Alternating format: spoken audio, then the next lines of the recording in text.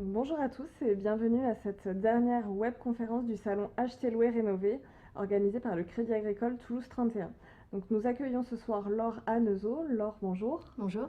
Donc vous êtes directrice commerciale pour le groupe Les Chalets. Donc Les Chalets, c'est un bailleur constructeur, c'est bien Tout à ça. fait. Et donc ensemble, nous allons parler des nouveaux leviers existants pour réaliser un premier achat immobilier. Alors concrètement, effectivement, on a vu tout au long de cette semaine de conférence que la pierre restée une valeur refuge. Donc les Français souhaitent accéder à la propriété pour la majorité d'entre eux, mais certains ne peuvent pas encore, n'ont pas forcément les conditions de ressources. Mais aujourd'hui, il existe des dispositifs qui leur permettent d'accéder plus facilement à la propriété. Est-ce que vous pouvez nous en dire deux mots? Quelles sont les solutions à leur disposition? Alors c'est vrai que les Français veulent acheter, mais sont souvent freinés soit par des peurs qu'ils ont eux-mêmes, peur de s'engager sur une longue période, peur de ne pas être finançables.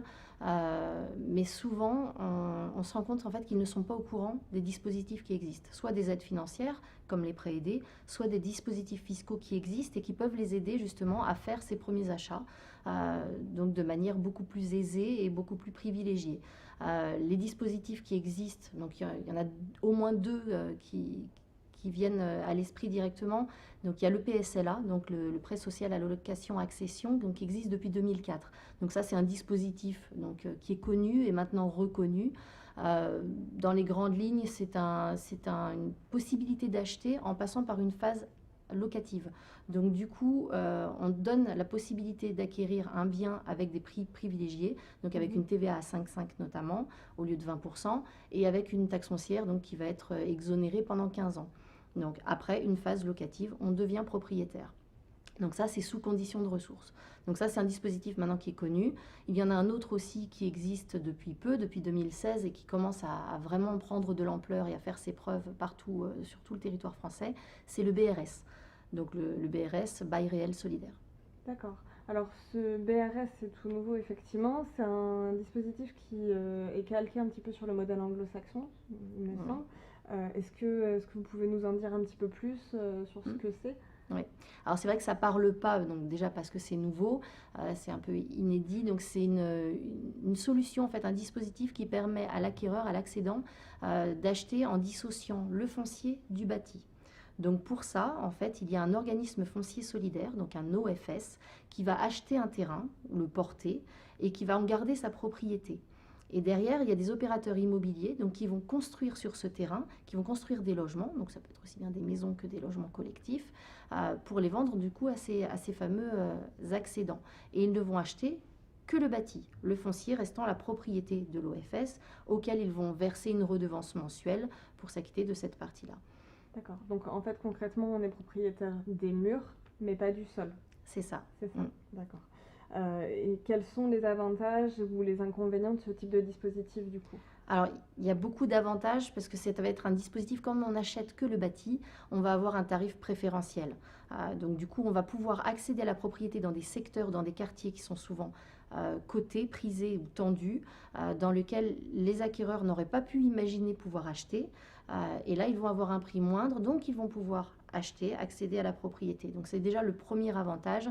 Ça fait une mixité au niveau du social, en fait, puisque ça va permettre à plus de personnes de s'implanter dans le plus grand nombre de quartiers, de secteurs. Le deuxième avantage, au-delà du prix, c'est qu'on va avoir aussi des avantages en termes de plafond de ressources. Ça va permettre donc de toucher ces personnes qui vont avoir normalement des revenus un peu moindres. Donc c'est toujours en plus compatible avec des financements aidés qui sont proposés par les banquiers. Donc ça, c'est un deuxième avantage qui n'est pas négligeable. D'accord. Alors on distingue bien donc ce nouveau dispositif, le bail réel solidaire. Ça n'a absolument rien à voir avec ce qui émane du logement social. On est juste sur un nouveau dispositif d'accession. Alors c'est un nouveau dispositif, mais tout comme le PSLA, ça fait partie en fait du quota social. D'accord. Donc pour les communes, c'est important aussi parce que ça va leur permettre de garder cette mixité sociale au sein de leurs habitants, enfin au sein de leur commune, au sein des quartiers. Puisqu'il y a en plus cet avantage dans le BRS, c'est que vous achetez, vous êtes sous plafond de ressources et quand vous revendez aussi à des personnes qui sont toujours sous plafond de ressources. Donc ce sont les mêmes plafonds de ressources que le PSLA. D'accord. Donc on regarde les revenus de l'année N-2 par rapport à la réservation et on voit qu'on peut du coup permettre à ces personnes-là d'être prioritaires sur ces logements. Alors du coup, concrètement, quel va être le profil type d'un acheteur en bail réel solidaire? À qui ça s'adresse? Alors, ça s'adresse à tout le monde. Après, il faut regarder le plafond. Effectivement, il faut répondre à ce plafond, donc qui est déterminé par rapport au nombre de personnes qui vont vivre dans le logement. Donc, il y a des plafonds. Donc, on va vous faire passer pour les personnes qui le souhaiteront et qui le regarderont, les plafonds disponibles en fonction de la composition du foyer et du ménage. Mais ça s'adresse à tout le monde, en fait. Toute personne qui veut devenir propriétaire. D'accord. Quel type de projets vont être concernés par ce nouveau dispositif? Alors, tous les projets en soi peuvent être concernés, ça peut être partout, mais il faut que ce soit. Donc là, on est sur des logements neufs, il faut que ce soit un achat en résidence principale, donc on va être dans des zones où on va faire de la résidence principale. Le BRS peut aussi et va pouvoir s'appliquer sur de l'ancien.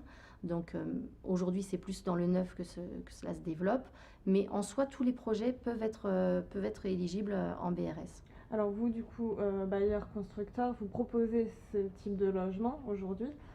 Quel type de quartiers vont être touchés ou où est-ce qu'on peut en trouver? Alors c'est vrai qu'on va essayer de privilégier les quartiers qui sont à ses côtés, assez tendus, pour permettre justement cette mixité sociale et permettre aux gens d'accéder à la propriété dans ces quartiers. Nous, par exemple, sur Toulouse, on a des quartiers prisés comme Saint-Michel, on va avoir du côté de la Roseraie, on va avoir du quartier du côté Jean Brune ou avenue de Muret. Donc on a des secteurs qui sont vraiment centraux, ou même sur les allées de Brienne. Donc on a vraiment des quartiers centraux. On a aussi, par contre, du BRS qui se développe dans les communes extérieures. On en a sur Ramonville et on va en avoir aussi sur d'autres communes en périphérie, puisque ça intéresse en fait toutes les communes de permettre des achats avec des tarifs en fait plus abordables du coup pour les accédants. Ok. Donc, imaginons, moi, je suis intéressée pour investir sur ce type de dispositif, pour investir en bail réel solidaire. On peut se tourner vers vous. Tout à fait. Vers qui, quoi, ou vers qui d'autre est-ce que je peux me tourner, ou vers quel type est-ce que c'est proposé par tout le monde? Est-ce que c'est démocratisé aujourd'hui? Alors en fait, c'est quand même très récent. C'est récent et du coup, il faut qu'il y ait un OFS, donc un organisme foncier solidaire qui porte les terrains pour pouvoir pour pouvoir proposer du bail réel solidaire. Donc bon, nous, on fait partie, on a créé un OFS, l'Occitalis Foncier. Donc on est en mesure aujourd'hui, depuis fin 2018, de commercialiser certaines de nos résidences en bail réel solidaire. Aujourd'hui, voilà, sur le marché, on peut le proposer. Donc tout le monde ne peut pas le faire. Ça a tendance à se développer dans toutes les régions en France et ça va se développer de plus en plus puisque ça a fait ses preuves et qu'on se rend compte qu'on vraiment on touche une population et une cible qu'on ne touchait pas forcément avant. Donc ça va se développer comme ça. Et si vous avez besoin effectivement, vous ou quelqu'un d'autre, nous on va être là pour vous répondre. Donc il suffit de vous adresser à nous et nous on vous orientera en vous conseillant sur le projet en question. D'accord. Donc là, ce nouveau dispositif, il est ouvert depuis fin 2018, c'est ça? Alors, il existe depuis 2016 et réellement commercialisé plutôt début 2017. Début 2017, ok. Et quel est le retour que vous avez en termes de statistiques sur... est-ce que ça fonctionne bien? Ou quel est son taux d'intérêt par rapport à un achat plus classique? Comment est-ce que ça jauge? Alors, j'ai pas de statistiques à proprement parler. Sans parler Après, chiffres, on voit que ça se développe vraiment dans toutes les régions et il y a vraiment un réel intérêt parce qu'on va pouvoir aller dans des quartiers dans lesquels on avait plus de mal à s'implanter avant. Donc du coup, on va pouvoir faire des propositions de logement qu'avant les acquéreurs n'auraient pas pu avoir. Donc il y a cet engouement parce qu'ils vont avoir ces opportunités supplémentaires.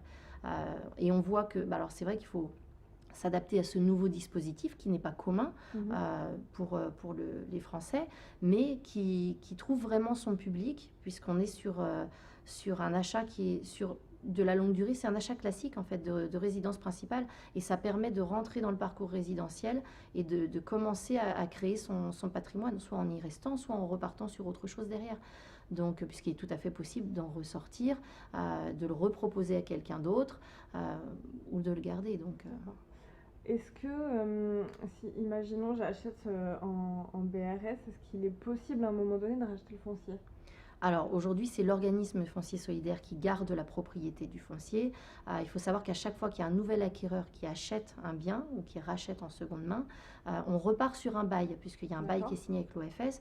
Là, nous, par exemple, on va être sur des baux de 82 ans. Donc le bail est rechargeable, donc on repart à zéro. Donc du coup, c'est vrai que l'OFS va garder la propriété du foncier et l'objectif, c'est pas de revendre le terrain, puisqu'après, Ouais. en gestion, c'est plus compliqué pour les Et copropriétaires. alors, comment ça se passe? Donc, on est plutôt sur de la résidence principale. Mm. J'achète, je vis dedans un certain nombre d'années. Si je décide de revendre, comment est-ce que ça fonctionne? Est-ce qu'on est sur le même type d'achat et de revente qu'un bien classique? Mm. C'est une revente classique. La seule chose, c'est qu'il faut s'assurer que le nouvel acquéreur soit en dessous des plafonds de ressources. D'accord. Voilà. Donc, Donc, mais on peut revendre tout à fait normalement. et en termes de transmission de patrimoine aussi, ça fonctionne de la même manière? On transmet le patrimoine, on peut le transmettre à ses descendants. Il faut aussi, par contre, qu'ils respectent les conditions de ressources. C'est D'accord. pour permettre en fait cette pérennité du lien social au sein des quartiers et des communes. Donc, au lieu de faire un achat ou une vente en social, là, on fait perdurer ce lien social. D'accord. Parlons financement un petit peu. Est-ce que tous les types de financement sont compatibles avec l'achat en bail réel solidaire ou est-ce qu'il y a des conditions là aussi à respecter? Alors, les prêts aidés, les types prêts à taux zéro et autres sont compatibles avec le BRS. On le finance de la même manière, c'est le même principe. Et les banquiers développent de plus en plus le financement.